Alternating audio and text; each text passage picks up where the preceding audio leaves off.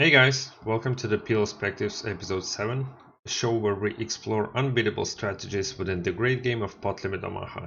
Take one hand, go through the action, and see how each party should have played their hand and how they should construct their ranges. Here is a disclaimer, don't take my words for granted. Every situation in PLO is different, so do your own research. Results and conclusions shown and made in this video are only true under these specific assumptions, stack sizes, reads and opponents, and rake structure. Now let's jump right into the action. In today's episode, we're going to be looking at a hand that I played recently at PLO 100 tables. On the gun, an MP folds, or MP and cutoff more so, button opens to 3x, and we have a beautiful double suited ace jack 10 5, and decide to 3-bet. We're going to take a look at the pre-flop sim, and we're going to see that versus even a pot size button open double suit version of ace jack 10 5, it's going to be 100% 3-bet, and even some of the single suited versions of this hand are also going to be a 3-bet. Big blind folds, button calls, and we head into the flop of king 10 6 with 2 diamonds, 1 club. That is a very dynamic board, and I'm curious how both players' ranges interact with this board and who has an advantage here. For that, we're gonna pull out the equity graph.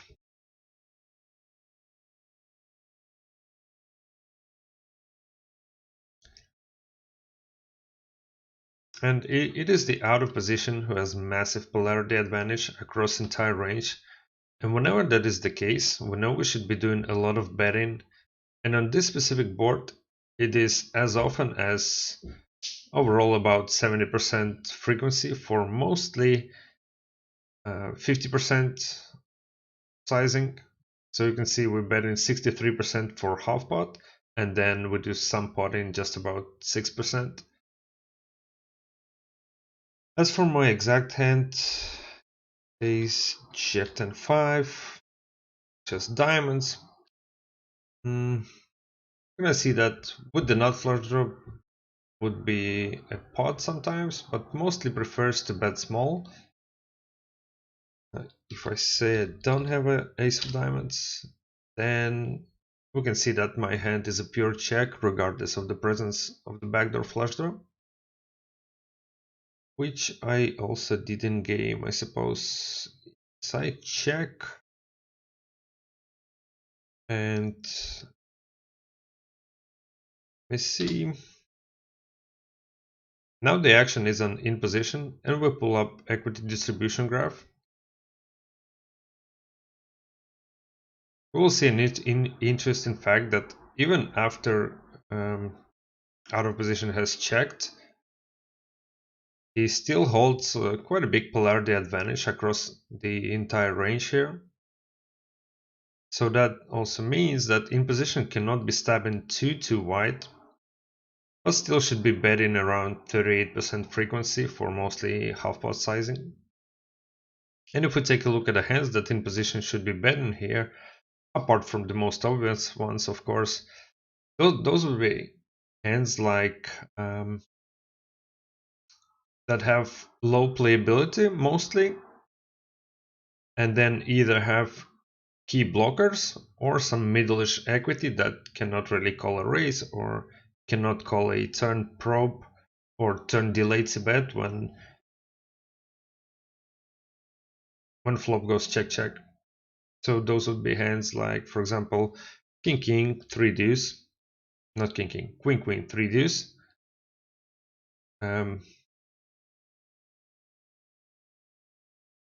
ace king 3 deuce with the king of diamonds and no diamonds. So say king of diamonds that doesn't have diamonds.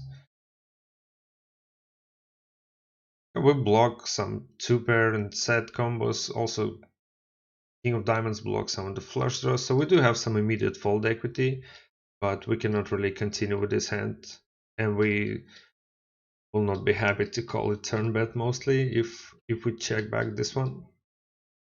but we can barrel some of the runouts and can take the pot right away. So then a hand like Jack Jack 9 deuce is also going to be mostly a bet here. Ace 9 4 deuce.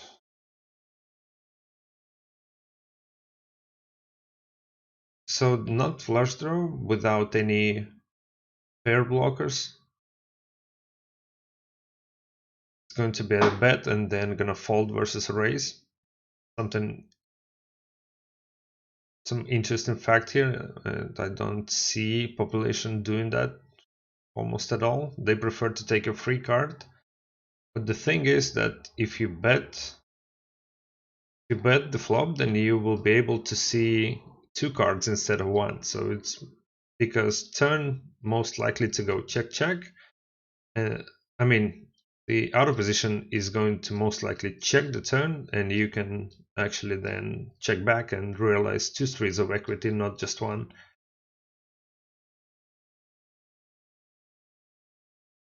So yeah, something interesting. And the hand like ace king 4 deuce, also noticed was a bet. Let me see, what was it with clubs, right? In position. It's a mix.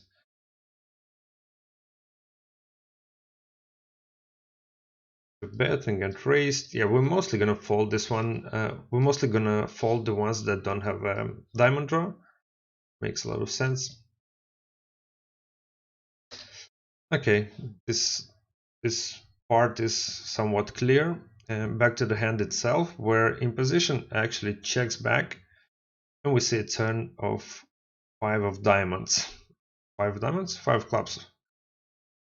Turn is the most dynamic card in the deck, as absolutely any card to the next street will change the board texture. Once the flop gets checked through, out of position still holds polarity advantage.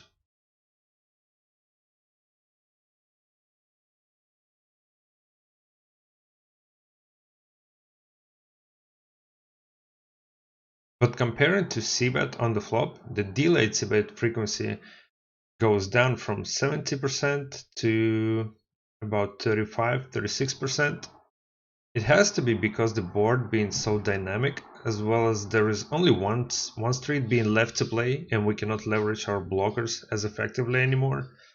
Also, some of our hands have a lot of showdown value and benefit from getting to showdown, such as aces with diamond, ace queen queen, ace jack jack type of hands.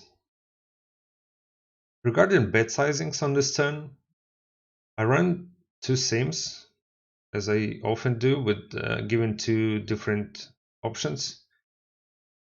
In one sim I gave the option to have one sizing 75%, in another two bet sizings 50 and 100% pot. And this is one of those spots where we can either have two sizings, half pot and full pot, with 30% and 24% frequency accordingly, or one bet size, 3/4 pot with 36% frequency, which is exactly the same frequency if would have used two bet size strategy. And the good thing is that both of the strategies have to the T identical expected value. You can see it here, 16,300, pretty much the same here, and for the out of position 23,400 and 23,300, so it's pretty much the same. So in the end, it is up to you which strategy you are going to use. Depends on how well you can execute them. I'm going to stick with two sizings because I'm more or less comfortable using it, and as a logical person, it makes much sense to be potting a lot of those hands on this type of board. So I just enjoy using two bet size approach much more from a logical standpoint.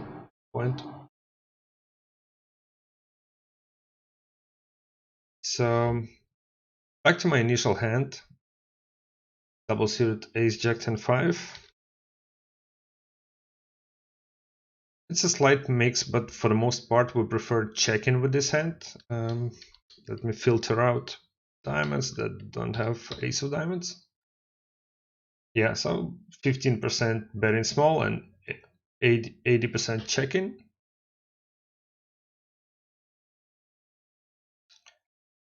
So I check.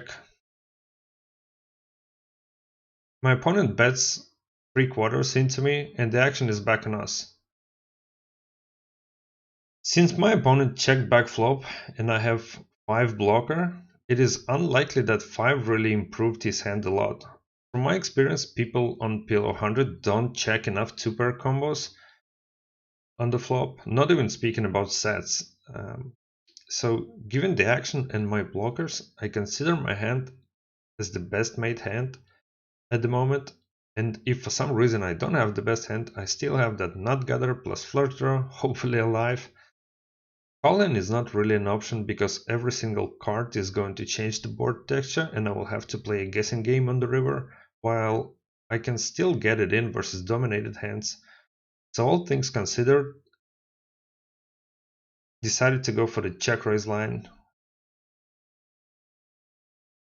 which is also turned to be solver approved. So if we check and our opponent bets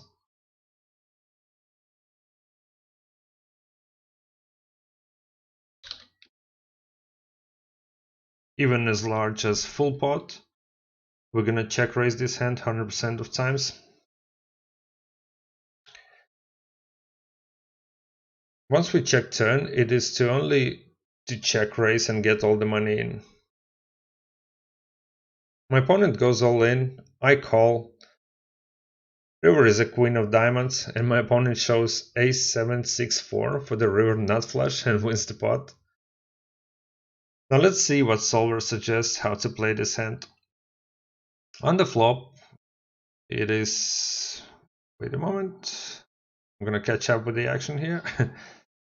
So on the flop, ace 7 6 4 with the nut flush. It's mostly bet 70% and check 30%. If we bet and get check raised, then we're going to fold this hand with 3 diamonds and continue with proper flush draw without blocking our row outs. On the turn, when check to, we are looking to mostly pot this hand and get the money in. There is some 12% check-in and the same frequency of betting for half pot. When we bet half pot and get raised, we're not going to jam but just call. I actually love this line the most. Once we get check raised, we're not pushing any equity and have decent visibility on the river. There are only 2 outs that we will be guessing on. Those are straightening cards that also complete club draw, so 3 of clubs and 8 of clubs. But apart from that, everything is quite clear. So I love this line a lot. So to summarize this all, I think both played it fine. Probably for my opponent, bet turn for half pot size and then call a raise. Will show a slight more profit in the long run, but other than that, absolutely standard play from both players, which is good to know because in game I wasn't quite sure about it. So, alright, I think that was an interesting hand. If you want your interesting hand to be analyzed here in PLOspectives, send me a message on Discord, find my tag in the description and I will pick the most interesting ones and analyze them.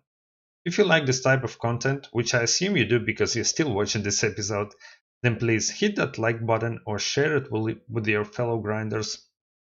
That will motivate me to deliver content you like on a regular basis.